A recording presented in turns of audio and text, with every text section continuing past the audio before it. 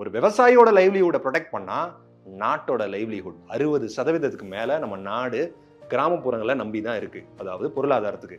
So 60% மேல இந்த காப்பீடு லைவ்லிஹுட்டை ப்ரொடெக்ட் பண்ணுது அப்படின்னு சொன்னா நம்ம நாட்டுக்கு எவ்வளோ நன்மை அப்படின்னு யோசிப்பாரு. இந்த இன்சூரன்ஸ் நம்ம போடுறதுனால இப்போ விவசாயத்துல திடீர்னு ஏதாவது ஒரு லாஸ் வரலாம். அந்த டைம்ல கால்நடை வழியா நம்ம ஈடு கட்டிடுறோம். கால்நடைக்கு லாஸ் வராம அஃப்கோர்ஸ் வருது, அதாவது ஏதாவது பிரச்சனைகள்லாம் வருது. அங்க ஃபினான்ஷியல் லாஸ், பண பாதகம் வராம காப்பாத்துறது தான் இந்த காப்பீடு. நம்ம நாட்டோட முதுகெலும்பே விவசாயம் தான் அப்படின்னு சொல்றாங்க. ஆனா இதே நாட்டுல விவசாயிகள் விவசாயம் சார்ந்த நெருக்கடி, அதே மாதிரி சவால்கள், குறிப்பிட்ட இழப்புகளை பயங்கரமா சந்திச்சுக்கிட்டு வந்துட்டு இருந்தாங்க. சுதந்திரத்துக்கு முன்னாடியில இருந்து இந்த பேச்சுவார்த்தை எல்லாமே போய்கிட்டு இருந்தது, இதை நம்ம எப்படி ஈடுகட்ட முடியும் அப்படிங்கிறது. ஆனா சுதந்திரத்துக்கு அப்புறம் தான் முதல் தடவையா இந்த காப்பீட்டு திட்டம் அப்படிங்கிறதே வருது. சோ இது இந்த இயற்கை சீரழிவால் ஏற்படக்கூடிய எந்த விதமான இழப்பா இருந்தாலும் ஈடுகட்டக்கூடிய ஒரு நல்ல விஷயமா விவசாயிகளுக்கு அமைஞ்சது. ஆனா இந்த எல்லா பிரச்சனையும் சால்வ் ஆனா கூட இன்னொரு பக்கம் கால்நடைகள் அப்படிங்கிறது விவசாயிகளோட வாழ்வாதாரத்துல இணைஞ்ச ஒரு விஷயம். இவங்களுக்கு கால்நடைகளுக்கு ஏதாவது ஒரு பிரச்சனைன்னா விவசாயிகளோட அந்த கம்ப்ளீட் வாழ்வாதாரமே பாதிக்கப்படும். ஏன்னா குடும்பத்துல ஒருத்தரா தான் கால்நடைகளை பாக்குறாங்க. அப்படி இருக்கிறப்ப இந்த கால்நடைகளுக்கு ஏதாவது இழப்பு ஏற்பட்டுச்சு அப்படின்னா அதை எப்படி ஈடுகட்டுறதுன்னு பாக்குறப்பதான் வருது இந்த கால்நடை காப்பீட்டு திட்டம். இந்த கால்நடை காப்பீட்டு திட்டம் மூலியமா நம்ம நாட்டுல விவசாயிகள் எவ்வளவு முன்னேறி இருக்காங்க, எந்த அளவுக்கான மிகப்பெரிய மாற்றங்களை அவங்க சந்திச்சிருக்காங்க அப்படிங்கிற எல்லா விவரத்தையும் நம்ம இந்த ஒரு வீடியோல பார்த்து தெரிஞ்சுக்கலாம். Welcome to Paswala farming Tamil. நான் உங்க மேகலா. இந்தியாவோட நாடி நரம்பு அப்படின்னு சொன்னா அது நம்மளோட கிராமப்புறங்கள் தான். கிராமப்புறங்களோட நாடி நரம்பு அப்படின்னு சொன்னா விவசாயம் மற்றும் கால்நடை. இது இல்லை அப்படின்னு சொன்னா இதுவும் இல்லை. சப்போஸ் இதுல ஏதாவது ஒரு நஷ்டம் வந்துருச்சு அப்படின்னு சொன்னா இது ஈடு கொடுக்கும். இதுல ஏதாவது நஷ்டம் வந்துருச்சு அப்படின்னு சொன்னா இது காம்ப்ளிமெண்ட் பண்ணும். இதுதான் கோ ஹேண்ட் இன் ஹேண்ட் அப்படின்னு சொல்லுவாங்க இல்லையா, அதுதான் நடக்குது.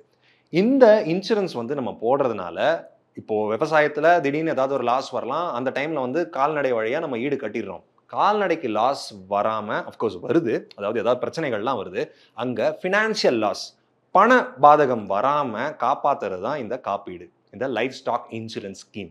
இது எடுக்கிறதுனால நம்மளோட கால்நடை, கிராமப்புறங்கள்ல இருக்கிற கால்நடை இது ப்ரொடெக்ட் பண்ணிக்கிறோம். இதனால ஒரு விவசாயியோட பொருளாதாரம், அவரோட லைவ்லிஹுட்டை நம்ம ப்ரொடெக்ட் பண்றோம். ஒரு விவசாயியோட லைவ்லிஹுட்டை ப்ரொடெக்ட் பண்ணா நாட்டோட லைவ்லிஹுட் 60% மேல நம்ம நாடு கிராமப்புறங்களை நம்பி தான் இருக்கு, அதாவது பொருளாதாரத்துக்கு. ஸோ 60% மேல இந்த காப்பீடு லைவ்லிஹுட்டை ப்ரொடெக்ட் பண்ணுது அப்படின்னு சொன்னா நம்ம நாட்டுக்கு எவ்வளோ நன்மை அப்படின்னு யோசிச்சு பாருங்க. இந்தியாவில் பல மாநிலங்கள் இருக்கு. அதுல ஒரே மாதிரியான காலநிலை இருக்கிறது இல்ல. ஒவ்வொரு ஸ்டேட்லயும் ஒவ்வொரு மாதிரியான காலநிலை இருக்கும். உதாரணத்துக்கு ராஜஸ்தான் மாநிலத்தை எடுத்துக்கிட்டா பாலைவனம் இருக்கு. காஷ்மீர்ல கடும் பனிப்பொழிவு. அசாம், கர்நாடகாவில பாத்தீங்கன்னா பயங்கரமா மழை பெய்யும். நம்ம தமிழ்நாட்டுல பார்த்தோம்னா வறட்சியான வானிலை தான் இருக்கும். அதனால எல்லா இடத்துலயும் ஒரே மாதிரியான பயிர்கள் பயிரிடப்படுறது இல்ல. இப்படி பல மாநிலங்கள்ல பல விதமான காலநிலை இருந்தாலும், விவசாயம் வேற வேற மாதிரி இருந்தாலும், எல்லா பகுதிகளிலும் பொதுவா கால்நடைகள் வளர்க்கப்படுது.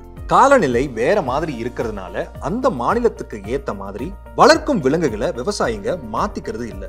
எல்லா மாநில விவசாயிகளும் வாழ்வாதாரத்துக்கு ஆதாரமாவோ இல்ல துணை வருவாய்க்கோ பசு, எருமை, ஆடு, கோழி வளர்ப்பு தான் இருக்கு. ஏன்னா எல்லா காலநிலைக்கும் இடத்துக்கு ஏற்ப ஆடு மாடுகள் வளரும் தன்மை கொண்டவை. தீவனம் மட்டும் இடத்துக்கு இடம் மாறப்படும். ஆனா கோழிகள் அதன் இனத்துக்கு ஏற்ப வேறு வேற இடங்கள்ல வளர்க்கப்படுது. உதாரணத்துக்கு நாமக்கல் மாவட்டத்துல முட்டை கோழிகள் தான் அதிகமா வளர்க்கப்படுது. ஏன்னா இது வெயில் நிறைந்த பகுதி, அதனால இங்க முட்டை கோழிகள் தான் வளர்க்க முடியும். ஆனா உடுமலை, பொள்ளாச்சி, கோவை மாதிரியான குளிர்ச்சியான இடங்கள் முட்டை கோழிகளுக்கு ஏற்றது அல்ல. அதனால இங்க கறி கோழிகள் வளர்க்கப்படுது. ஆடோ மாடோ கோழியோ பொதுவாக கால்நடைகளுக்கு இடத்துக்கு ஏற்ப தீவனங்கள் மாறப்பட்டாலும் அதன் உற்பத்தி ஒன்றுதான். அதே போல இடத்துக்கு ஏற்ப கால்நடைகளுக்கு நோய் தாக்கமும் வேறு வேறு மாதிரி இருக்கும். வெயில் பகுதியில் இருக்கும் கால்நடைகளுக்கு ஒரு மாதிரியும், குளிர் பிரதேசம், மழை பிரதேசத்துல இருக்கும் கால்நடைகளுக்கு வேற மாதிரியான நோய் தாக்கமும் இருக்கும். விவசாயிகள் பயிரிடும் பயிர்களும் மாநிலத்துக்கு ஏற்ப மாறுபடும். வறண்ட பகுதியில நெல் பயிரிட முடியாது.